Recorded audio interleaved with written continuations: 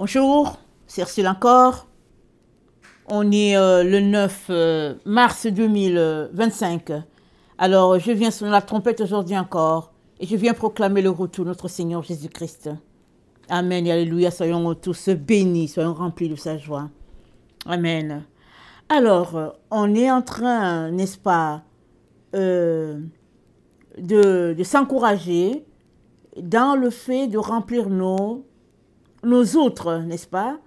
Le Seigneur nous encourage partout sur la terre à demander le Saint-Esprit. Le Saint-Esprit, n'est-ce pas? C'est l'Esprit de Dieu, l'Esprit du Père. Et les disciples en ont eu besoin pour faire le travail. Jésus-Christ leur a dit, il dit, vous serez mes témoins à Jérusalem, à la Samarie, jusqu'aux extrémités de la terre. Mais cela n'a été possible que quand ils ont tous reçu l'Esprit de Dieu. Le travail de Dieu ne peut pas être fait sans l'Esprit de Dieu. Amen. Et l'Esprit de Dieu, on n'en a pas assez. On ne dit pas, ok, moi j'ai assez du Saint-Esprit, j'en veux pas plus. Non. Dieu nous renouvelle. Dieu ne donne pas l'Esprit, n'est-ce pas, au hasard, il le donne proportionnel à ton appel, mais il est important que tu demandes, n'est-ce pas, et que tu marches de manière à ce que l'Esprit de Dieu ne soit pas attristé, parce que c'est dit, n'attristez pas le Saint-Esprit. Amen, c'est ça qui est dit. Alors, on est là pour s'encourager, et dans le fait, n'est-ce pas, de vouloir que nos outres soient remplis, il est important qu'on saisisse que le dépouillement fait partie. Amen. Alors aujourd'hui, on va parler du dépouillement, le dépouillement volontaire. Alors, j'ai pris certains passages et on va regarder, n'est-ce pas, en nous-mêmes, ce qu'il y a lieu de faire. Parce que très souvent, on aime pointer les autres. Alors, en tout cas, quand on était... n'est-ce pas, plus jeune, on aime ça aller s'asseoir, écouter les messages et puis dire à l'autre, le pasteur a parlé aujourd'hui, mais le message te concerne toi. On ne sait pas si c'est des choses que vous avez fait, mais souvent, on écoute les messages pour les autres. On ne se sent aucunement concerné. Pourquoi? Parce qu'en nous-mêmes, nous pensons parfaits. Nous pensons qu'on n'a pas besoin d'autre chose que ce qu'on a. Mais en parcourant les Écritures, on va voir que on a besoin de l'Esprit de Dieu. Et même Jésus-Christ, marchant sur la terre, était dépendant du Saint-Esprit à tous les niveaux. Il disait toujours, je fais ce que je vois mon Père faire. Amen. Et il faisait toujours référence à l'Esprit de Dieu. Et évidemment, les disciples ne comprenaient pas, parce qu'ils ne l'avaient pas encore expérimenté. Et quand ils l'ont expérimenté, on a vu comment, n'est-ce pas, Pierre le peureux est devenu Pierre le zélé, Pierre le courageux, n'est-ce pas, si bien que l'Esprit de Dieu faisait le travail en eux. C'est ça que le Seigneur aimerait, n'est-ce pas, pour nous. Il aimerait qu'on bénéficie de son repos, alléluia, et qu'on laisse l'Esprit de Dieu travailler en nous. Amen. Alors, Philippiens 2, le verset 5 dit, « Ayez en vous les sentiments qui étaient en Jésus-Christ, lequel, existant en forme de Dieu, n'a point regardé comme une proie à arracher d'être égal à Dieu. Mais il s'est dépouillé lui-même, en prenant une forme de serviteur, en devenant semblable aux hommes, ayant paru comme un simple homme, il s'est humilié lui-même, se rendant obéissant jusqu'à la mort, même jusqu'à la mort de la croix. C'est pourquoi aussi Dieu l'a souverainement élevé et lui a donné le nom qui est au-dessus de tout nom. » Amen, on va s'arrêter là. Alors, le texte nous dit que Jésus-Christ s'est dépouillé lui-même. Le lui-même est important. Amen, il est important parce que le Seigneur s'attend à ce que volontairement, n'est-ce pas, on puisse s'offrir à Dieu. Il n'y a pas du forcing. Amen, il n'y a pas du forcing. Beaucoup de personnes donnent leur vie à Jésus, n'est-ce pas? Et ils veulent s'arrêter juste au fait que Jésus-Christ s'est offert un cadeau pour l'humanité. Ils prennent le cadeau de Jésus et ils ne veulent pas aller plus loin. Mais Jésus-Christ te dit que si tu prends juste le cadeau, amen, tu es juste à l'entrée de la porte. Il aimerait que tu puisses découvrir tout ce qui est à l'intérieur. Mais si tu restes à la porte, tu manques beaucoup de choses. Il aimerait que tu fasses un pas de plus, 2 pas de plus, 3 pas de plus, en découvrant tout ce qu'il y a en réserve pour toi. Pour cela, tu as besoin de te dépouiller. Amen. Une fois que tu as donné ta vie à Jésus, n'est-ce pas? Jésus-Christ te demande de te dépouiller. Il dit quoi? Si quelqu'un veut venir à moi, amen, qu'il renonce à lui-même, qu'il se charge de sa croix et qu'il me suive. Renoncer à soi-même, c'est se dépouiller. Amen. C'est prendre, n'est-ce pas, ce qu'on est, tout ce qu'on est, laisser ça au pied de la croix et dire, Jésus-Christ, je vais te suivre. Justement, n'est-ce pas, je fais une pause pour dire, peut-être que, n'est-ce pas, tu aimerais donner ta vie à Jésus. Parce que Jésus-Christ, c'est le pont entre Dieu et nous. Amen. Il est le lien, il est le pont. Parce que le péché nous a séparés définitivement de Dieu. Le péché est l'élément, n'est-ce pas, qui est venu se placer entre le premier homme, Adam, et puis Dieu. Si bien que nous avons tous été infectés par le péché. Et il n'y avait pas de remède. Et le seul remède, c'était la mort de Jésus. Il est venu mourir. Il s'est offert comme un agneau, n'est-ce pas, sans tache, afin de nous sauver. L'échange a été fait à la croix. En mourant, n'est-ce pas, en donnant sa vie lui-même, amen. Alors, nous avons revêtu cette vie-là, parce que Jésus-Christ a offert sa vie. N'est-ce pas? En contrepartie, nous prenons sa vie et voilà, nous avons la vie éternelle, mais maintenant, nous faisons partie de lui, de la famille de Dieu, et en retour, nous sommes aussi appelés à nous dépouiller, comme lui-même s'est dépouillé. Amen.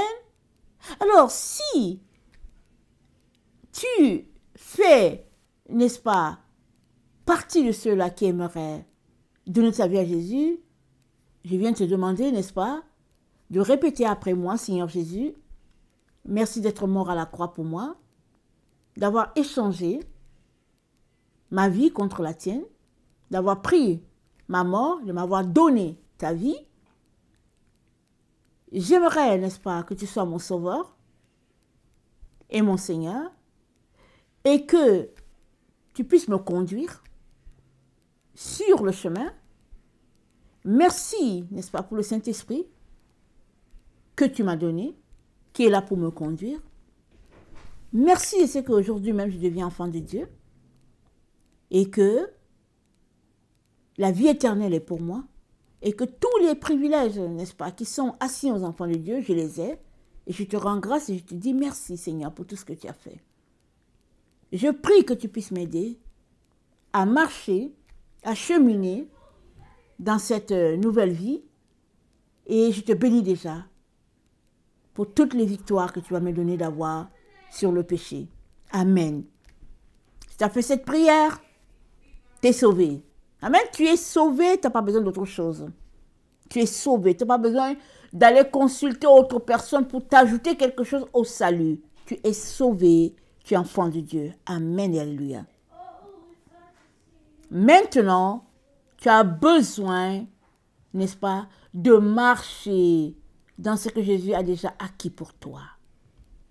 Et c'est là où va venir le renoncement. Parce qu'il va arriver que pour aller sur telle voie, tu devras par exemple laisser certaines choses.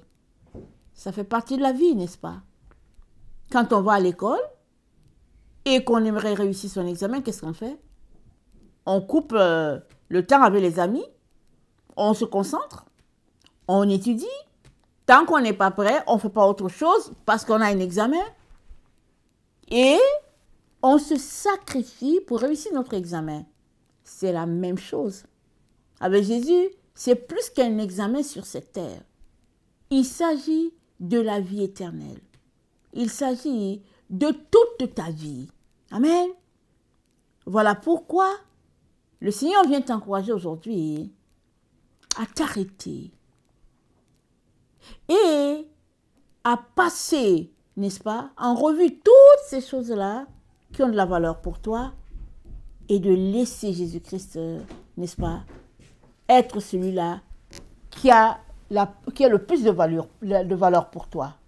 Philippiens 2, le 7b dit, Jésus-Christ s'est dépouillé lui-même. Il a paru comme un simple homme. C'était Dieu. Amen. C'était Dieu. Le Fils de Dieu sur cette terre a été moqué. On a craché sur lui. On l'a ridiculisé. Mieux encore, ils l'ont achevé sur le bois du calvaire en disant, il se prend pour qui celui-là? Et c'est après avoir accompli tout ce qu'ils ont accompli qu'ils ont réalisé que, tiens, ils n'étaient pas en train de mentir. Le centenier au pied de la croix a dit certainement, il était fils de Dieu. Quelqu'un d'autre a dit, il était injuste. Parce que quand Jésus est mort, c'est dit que pendant 3 heures, les ténèbres ont recouvert toute la terre. Et c'était évident qu'il y avait quelque chose de plus grand que l'être humain qui était en train de se passer. Et quand il a ressuscité, la terre a tremblé. Donc, l'évidence était là qu'ils avaient crucifié celui-là qu'ils ont refusé. L'évidence était là. Mais ils n'étaient pas condamnés pour autant. Vous savez pourquoi? Jésus-Christ a prié sur la croix. Il a dit, Père, pardonne-leur, car ils ne savent pas ce qu'ils font. Donc Jésus-Christ a pardonné tout le monde. Maintenant, c'était à eux de demander pardon à Dieu et puis de recevoir cette lumière. Et j'espère et je crois que plusieurs ont dû le faire, n'est-ce pas? Mais nous, aujourd'hui, 2000 ans plus tard, voici le message de la croix qui nous rattrape encore. Parce que le pardon que Jésus-Christ a accordé à l'humanité sur la croix, c'était le pardon pour tout le monde. Depuis le 1er siècle jusqu'au 21e siècle, le pardon a été accordé à tout le monde. Nous avons tous été pardonnés. Et si nous avons choisi de devenir enfants de Dieu, alléluia, amen, les cieux se sont réjouis.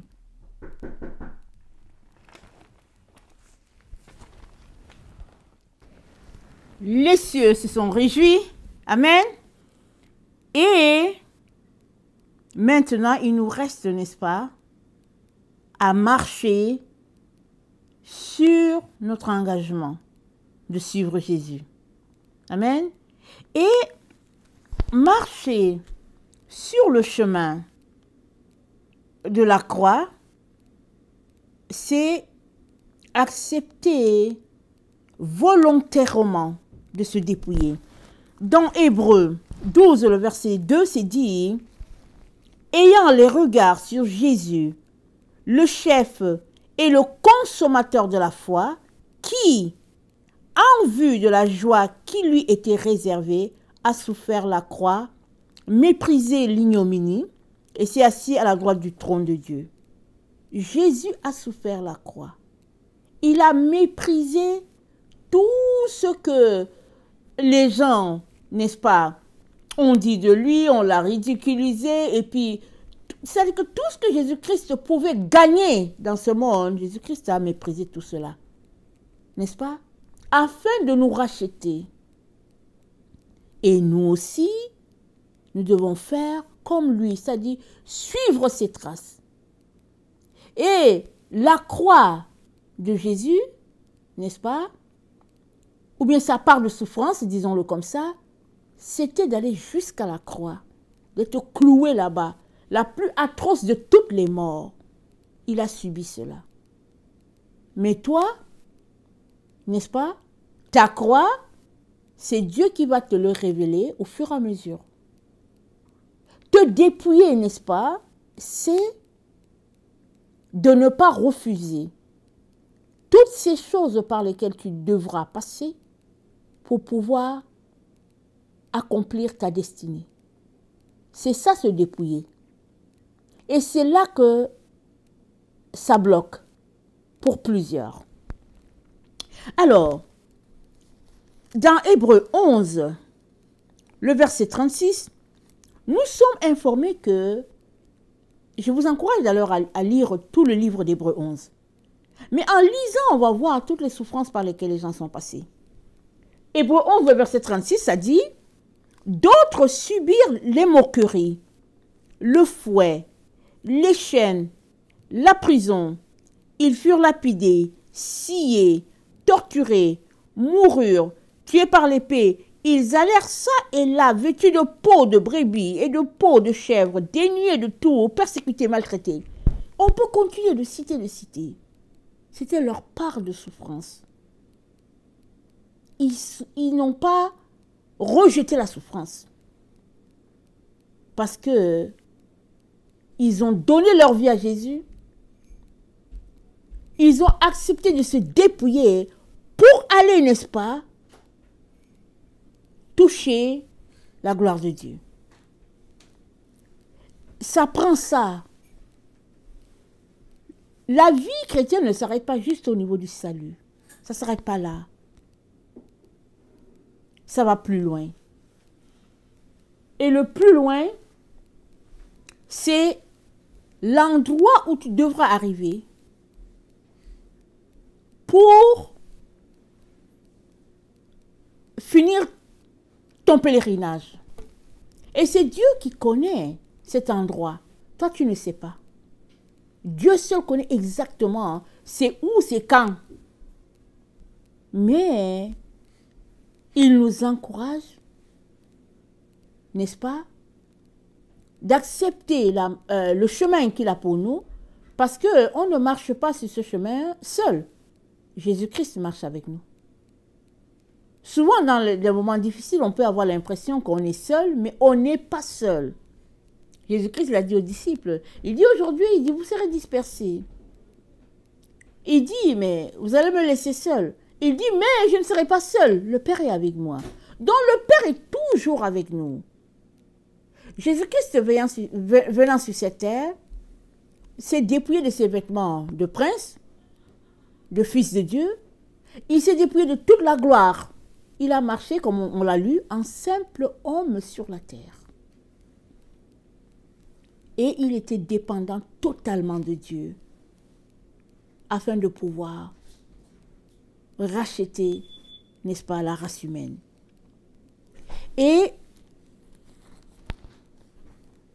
il l'a fait volontairement. Le Père ne l'a pas forcé. Et le Père ne te force pas non plus. Tu lui as donné ta vie. Amen, et alléluia, il est très content. Mais il aimerait t'aider. Il aimerait t'aider à accomplir la raison pour laquelle tu es sur la terre. Il aimerait t'aider. Mais il ne va pas se forcer dans ta vie. Il n'a pas fait irruption faisant du tapage pour dire, bon, je t'ai sauvé par mon fils et puis tu dois faire ceci. Non, non, non, Dieu n'est pas comme ça. Il est plein de douceur, plein d'amour, plein de compassion. Et il attend, n'est-ce pas, que volontairement, tu puisses lui dire, me voici, Père, aide-moi à avancer.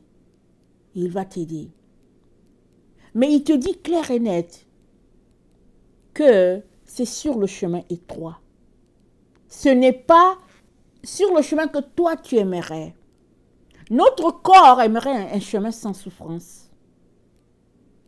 C'est comme ça. Notre chair, notre corps aimerait ne pas souffrir.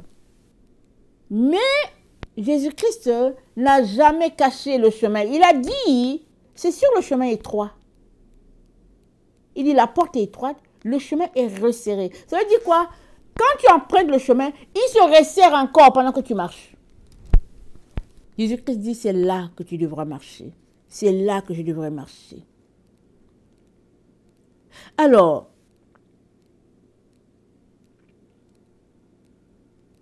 le dépouillement que nous demande le Seigneur touche tous les secteurs de notre vie. Il arrive que, souvent on dit, ok, cette partie-ci, je peux céder ça, pas l'autre partie. Et là, on marche avec Dieu, on dit, ok, ici, Seigneur, je te donne ça, et puis ici, ça c'est pour moi. On fait ça. Souvent, on peut donner à Dieu 95%, on dit, Seigneur, le 5% c'est pour moi. Mais Jésus-Christ te dit, si tu ne me donnes pas le 100%, je ne peux pas faire le travail. J'ai besoin de ton 100% pour aller jusqu'au bout. Et clouer à jamais, n'est-ce pas, les ténèbres dans ta vie, les clouer à jamais. Jésus-Christ les a cloués. La Bible dit, il a exposé, n'est-ce pas, les principautés, les dominations à la croix. Il a tout exposé. Il a triomphé de toutes ces ténèbres-là. Jésus-Christ a triomphé pour pouvoir t'aider toi, alors que tu marches en direction de ta croix. Il vient t'aider à clouer aussi tout ce que tu dois clouer, tout ce que tu devras laisser. C'est cela le dépouillement. Amen. Alors, vous savez, on est tous attachés à quelque chose. On est tous attachés à quelque chose. Souvent qu'on donne notre vie au Seigneur, on est tout feu, tout flamme. On est tellement content. Qui n'a pas été content le premier jour où il a donné sa vie à Jésus? Ou bien si aujourd'hui il y a quelqu'un qui a donné sa vie, on est content. Mais il arrive un moment où le Père va juger que, ok, c'est le temps de passer à une étape supérieure. C'est comme le bébé quand il naît. Il est là, il a besoin de lait. Il pleure seulement quand il est sale et puis voilà, il ne sait pas parler. Et puis les parents prennent soin de lui, vraiment. En tout cas, il est aux petits soins. Mais un bébé de 2 ans n'est pas traité comme un bébé d'1 semaine. Un bébé de 4 ans n'est pas traité comme un bébé d'1 semaine. C'est-à-dire, au fur et à mesure que l'enfant grandit, il y a des choses que les parents ne tolèrent plus. Ils vont dire, non, il faut que tu laisses ça. Tu devras laisser ça, cette façon de faire. Tu as grandi. Et même les parents vont donner des épreuves des épreuves un peu plus complexes, n'est-ce pas, pour que l'enfant puisse apprendre d'autres choses. Parce que ils équipent l'enfant. Ils aimeraient que l'enfant soit un homme fait, une fille faite. C'est la même chose que Dieu a pour nous. Amen.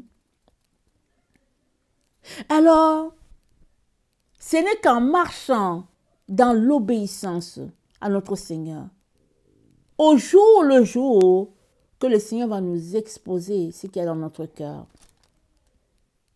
Souvent, on pense que notre cœur est clean.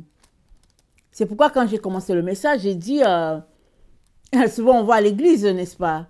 On écoute le message et puis on dit à l'autre, tu n'étais pas là aujourd'hui, mais le message était pour toi. Ou bien j'ai écouté un message sur YouTube et puis vraiment le message c'est pour toi. Attends, je vais te l'envoyer. Parce que souvent, on ne rentre pas en soi-même. On ne s'examine pas soi-même. C'est-à-dire qu'on ne se connaît pas. Mais marchant avec Dieu, Dieu va nous révéler notre cœur. Et une fois qu'il nous révèle notre cœur, c'est très bien. ce serait bien de venir devant Dieu pour dire, Père, aide-moi. Aide-moi, aide-moi, parce que vraiment, tu as touché le point. Mais je ne sais pas comment faire pour régler ce problème. Dans Ézéchiel 14, n'est-ce pas? Voilà ce que Dieu dit à Israël. Vous savez, c'est aussi à nous qu'il parle. Ézéchiel 14, verset 3. Fils de l'homme, ces gens-là portent leur idole dans leur cœur et ils attachent les regards sur ce qui les a fait tomber dans l'iniquité. Me laisserai-je consulter par eux? C'est pourquoi parle-leur et dis-leur, ainsi parle le Seigneur l'Éternel. Tout homme de la maison d'Israël qui porte ses idoles dans son cœur et qui attache les regards sur ce qu'il a fait tomber dans son iniquité, s'il vient s'adresser au prophète, moi l'Éternel, je lui répondrai. Malgré la multitude de ces idoles, afin de saisir dans leur propre cœur ceux de la maison d'Israël qui se sont éloignés de moi avec toutes leurs idoles. C'est pourquoi dit à la maison d'Israël, ainsi parle le Seigneur l'Éternel, revenez et détournez-vous de vos idoles, détournez les regards, de toutes vos abominations. Il détourne les regards. Quand on commence à marcher avec Dieu, amen, Dieu nous pointe certaines choses qui sont normales dans notre vie. Normal. On n'a pas de problème. C'est-à-dire, on grandit dans une société, ça se passe ainsi, et puis on se dit c'est ainsi, et puis c'est normal. Mais quand on marche avec Dieu, il va nous pointer une situation pour dire, ici, là, c'est une idole. Tu vas dire, mais non, Seigneur, ce n'est pas une idole. Non, mais je porte ça, mais ce n'est pas une idole. Je donne un témoignage me concernant. Il y a quelques années, n'est-ce pas, quand le Seigneur voulait m'amener plus loin, c'était avant que je vienne prêcher en ligne.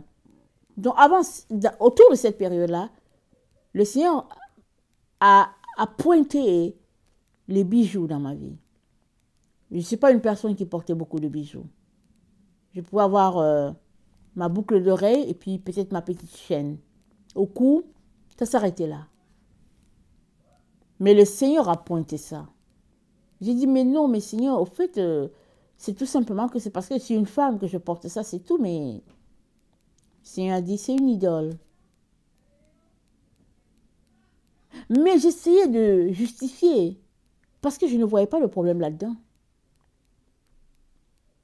Amen. On a des accessoires, on a toutes ces choses-là. Mais l'esprit a pointé. Quand l'esprit a pointé quelque chose, il faudrait qu'une solution soit trouvée.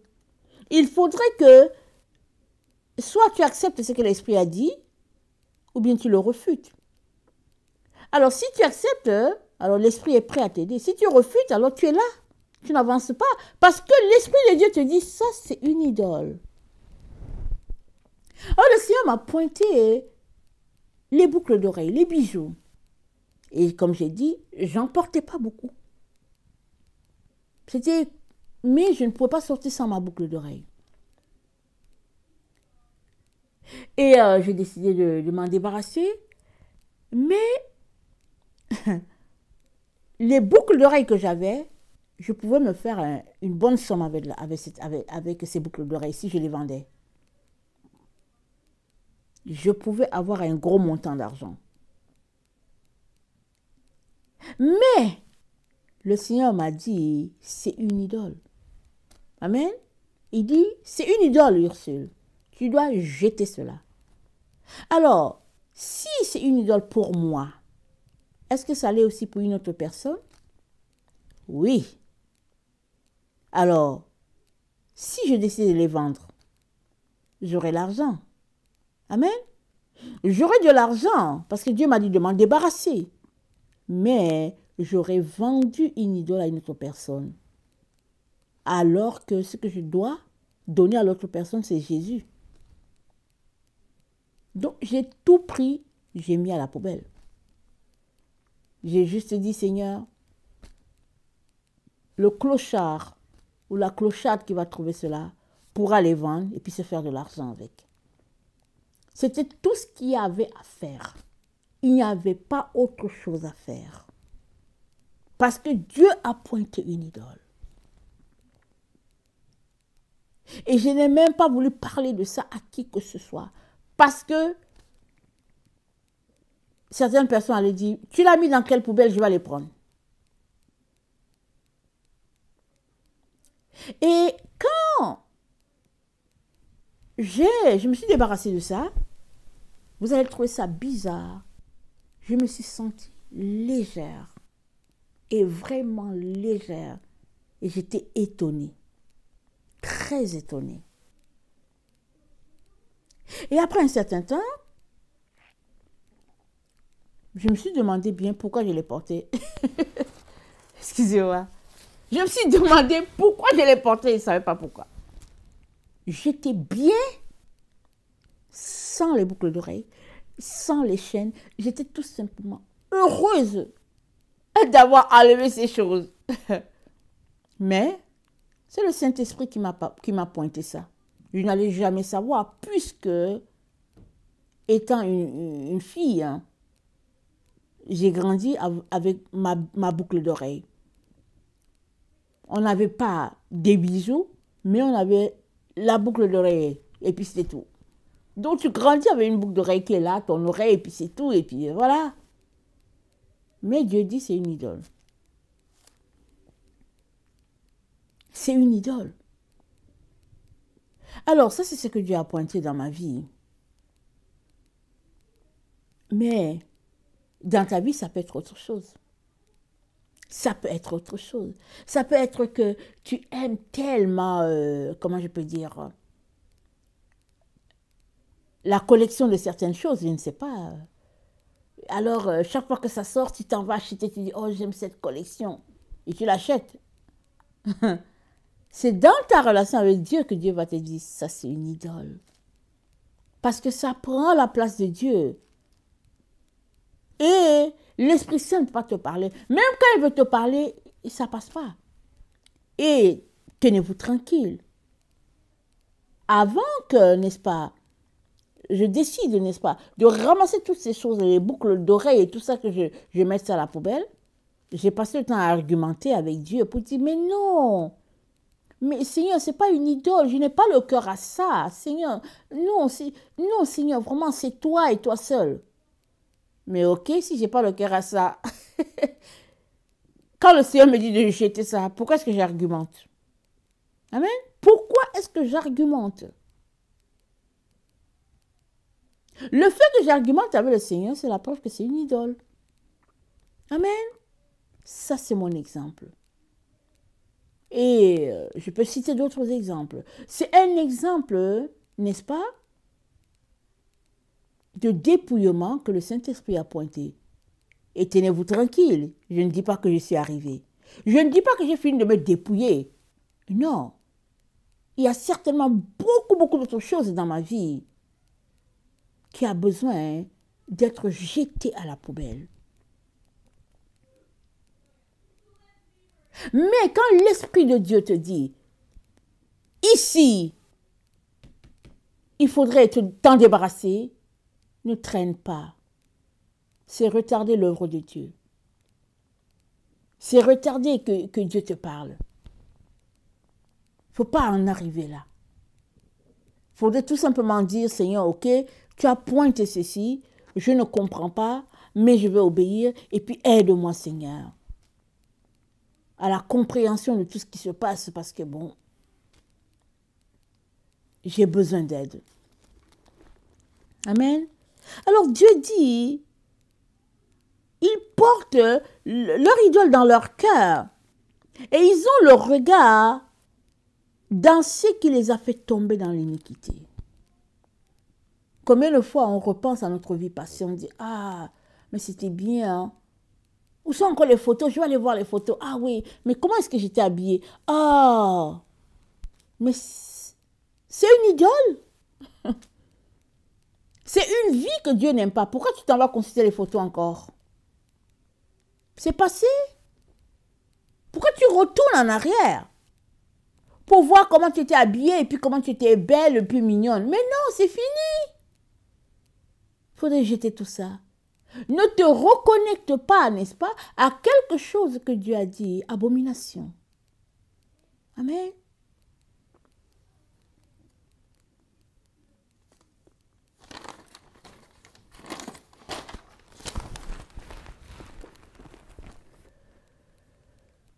Se dépouiller, la définition, il y a une définition qui dit, c'est le fait d'enlever des couches inutiles qui se dressent entre toi et Dieu. Et de te mettre à adorer Dieu en esprit et en vérité. Dieu veut que tu l'adores juste en esprit et dans la vérité. Que tu sois sincère quand tu viens l'adorer. Que tu ne viennes pas l'adorer et puis tu es quelque part, n'est-ce pas, à Paris, tu dis que tu es en train d'adorer Dieu et puis ta tête est là-bas au Bangladesh. Mais tu n'es pas sincère dans ton adoration. Tu as besoin d'être avec Dieu à l'endroit où tu es, mais pas ailleurs. Et tu as besoin de laisser, n'est-ce pas, tout ce qui est semblant et puis toutes les autres choses. Parce qu'on n'adore pas Dieu dans la chair. Et c'est un amour de notre Père qui nous pointe ces choses-là qu'on ne sait pas. Tu ne sais pas que ceci est une idole dans ta vie. Tu ne le sais pas. Tu fais les choses inconscientes. Tu as donné ta vie à Jésus. Et l'Esprit de Dieu vient te dire, ça, enlève ça. Tu aimes trop ces stylos-là. Tu passes ton temps juste à acheter des stylos. Arrête d'en acheter. Tu en as trop. Oh oui, Seigneur, je les aime. J'aime vraiment cette collection. Le Seigneur dit, ok. Mais tu en as suffisamment. Pourquoi continuer d'aller acheter encore, juste parce que tu aimes la collection? Parce que cet argent, tu peux le prendre et puis offrir du pain à quelqu'un d'autre qui est dans le besoin.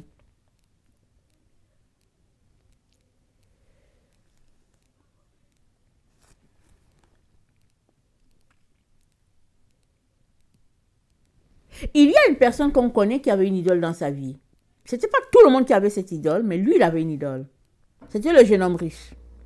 Il est venu voir Jésus, il dit, Seigneur, qu'est-ce que je devrais faire pour te sauver? Jésus dit, écoute, observe les commandements. Il dit, j'ai tout observé, Seigneur. La Bible dit, Jésus l'aima. Jésus-Christ a dit maintenant, va et vends tout ce que tu as, donne-le aux pauvres.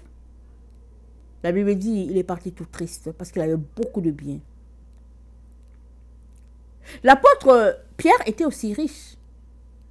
Si on va dans l'évangile de Jean, on va voir que Pierre et André, Jean et Jacques, travaillaient avec leurs parents et ils avaient des barques et ils vendaient du poisson. C'était des hommes d'affaires. Ils ont laissé tout ça pour suivre Jésus. Amen. Ils ont laissé ça pour suivre Jésus. C'est à peu près la même situation. Jésus n'a pas dit à Pierre, ok Pierre, quand est-ce que tu vas laisser la barque? Non, Pierre l'avait laissé. Mais au jeune homme riche, Jésus-Christ a dit, va vendre ce que tu as. C'est pas passé du tout. La Bible dit, il est parti tout triste. Parce que son cœur était attaché à son argent. Ça peut être autre chose, n'est-ce pas? Ça peut être des diplômes, ça peut être des chaussures, ça peut être une vie de rêve, n'est-ce pas? Un espoir de quelque chose, et puis on court toujours après quelque chose. Dieu seul connaît les idoles que nous avons dans nos cœurs. Mais, si tu ne viens pas devant Dieu, l'Esprit de Dieu ne pourra pas te pointer ce qu'il y a à enlever. Plus tu viens, plus l'Esprit de Dieu va te pointer quelque chose, plus tu vas voir que tu es indigne d'avoir été sauvé par Jésus. Tu vas voir. Mais c'est parce que tu viens tout le temps. Mais si tu arrêtais de venir, tu vas te péter les bretelles, comme on dit par ici. Tu vas te dire, dans le fond, je suis quand même bien. Dans le fond, je ne suis pas si mal. Mais ce n'est pas ça que le Seigneur a besoin d'entendre. Il dit, je suis avec le cœur brisé et contrit, afin de ramener les cœurs à Dieu. Le dépouillement, ce n'est pas au fait parce que Dieu veut nous humilier et qu'il dit, ok, dépouillez-vous, mais non, c'est parce que c'est le chemin pour pouvoir recevoir, n'est-ce pas, l'huile que nous avons besoin pour nos lampes. Alors, on ne peut pas savoir pourquoi celles-là qui sont appelées folles n'ont pas rempli leurs lampes. On ne peut pas savoir. On peut juste donner un élément qui est là, c'est qu'elles ont compté sur leurs amis parce qu'elles ont dit, donnez-nous un peu de votre huile. Mais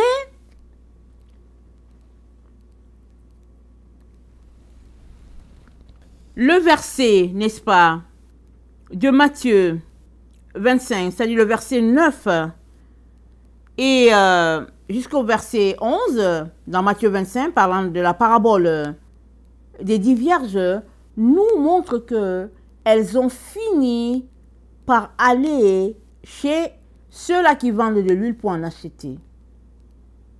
Elles ont fini par aller. C'est seulement que elles se sont prises un peu tard. Mais si elles avaient fait comme les 5 autres qui avaient de l'huile, n'est-ce pas? Dieu leur aurait pointé les problèmes qu'elles ont. Dieu leur aurait dit, vous avez besoin d'avoir de l'huile avec vous pendant que vous partez.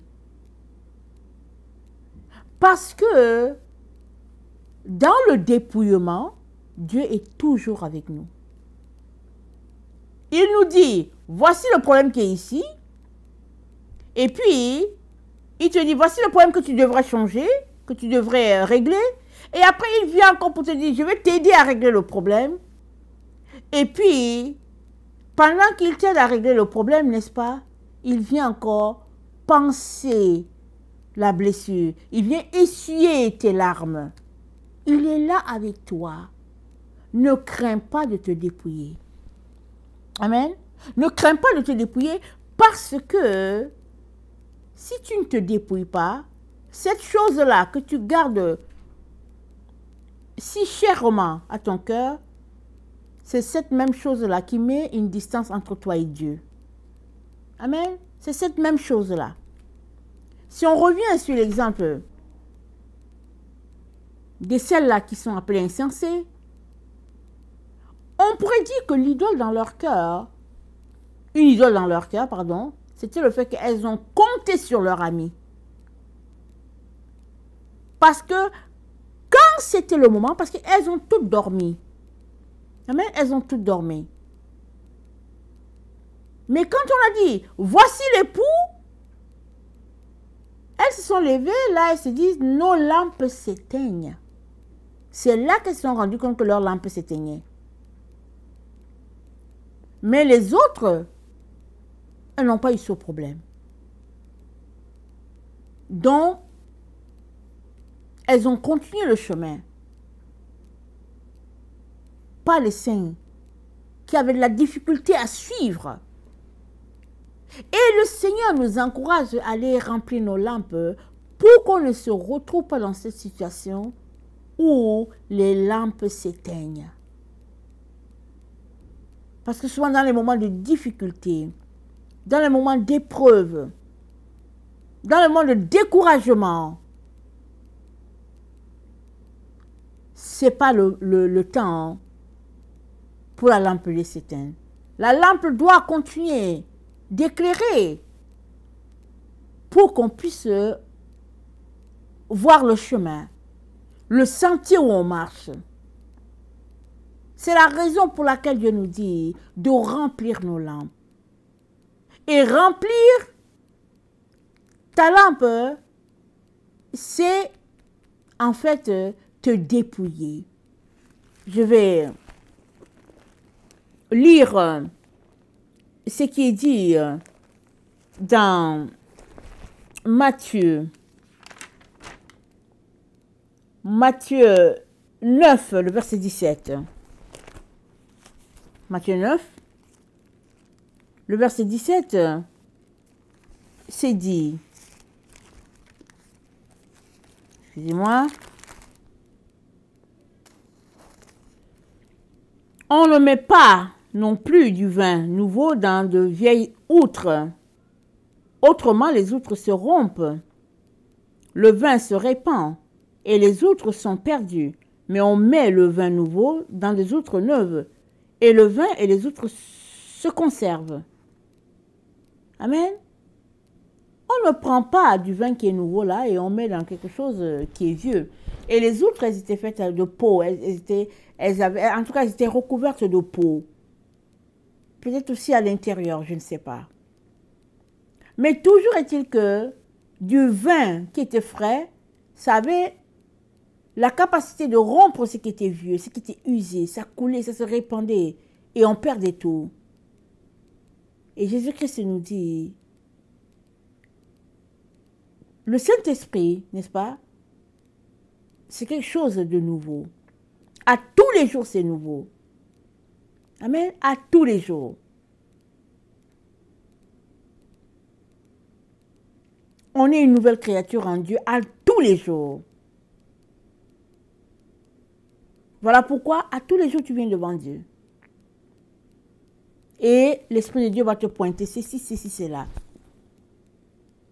Par la grâce du Seigneur, tu auras aussi, n'est-ce pas, la révélation de comment laisser tomber ceci afin que la gloire de Dieu soit. C'est un processus. C'est une marche. Alors que tu fais cela, n'est-ce pas, ta lampe va se remplir d'huile.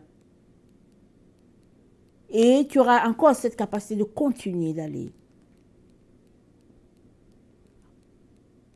On a souvent l'impression que ça nous prend peut-être du temps de venir devant Dieu. Mais ce n'est pas du temps perdu. Amen. Ce n'est pas du temps perdu. Entre le fait de t'asseoir sur ton ordinateur pour regarder les nouvelles, que dirais-tu? De fermer ton ordinateur, de prendre ce temps devant Dieu. Parce que ce temps que tu prends devant Dieu sera conservé. N'est-ce pas? Ce sera une réserve d'huile pour toi. Parce que tout ce que tu auras appris devant Dieu, Dieu va le conserver pour toi. Afin que dans les moments difficiles, il puisse te soutenir, t'aider à avancer, à aller de l'avant. N'est-ce pas? Dans ce qui est bien et à laisser ce qui n'est pas bien. Je terminerai en allant dans notre texte qu'on connaît déjà parce qu'on l'a plusieurs fois étudié. C'est dans Éphésiens 4. On ne va pas lire tout le texte. Mais c'est dit ici, dans Éphésiens 4, le verset 19 à 26, ça c'est la partie que je veux toucher, c'est dit,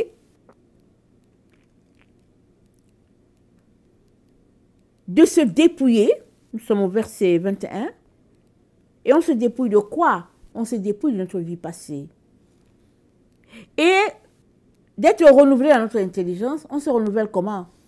En lisant la parole de Dieu, en venant devant Dieu pour que Dieu nous parle, on renouvelle notre intelligence, on jette ce qui n'est pas de Dieu, ce qui est teinté de ténèbres, on jette cela et on prend ce qui est lumière, n'est-ce pas? Et on porte un habit nouveau. Et l'habit nouveau, c'est Jésus.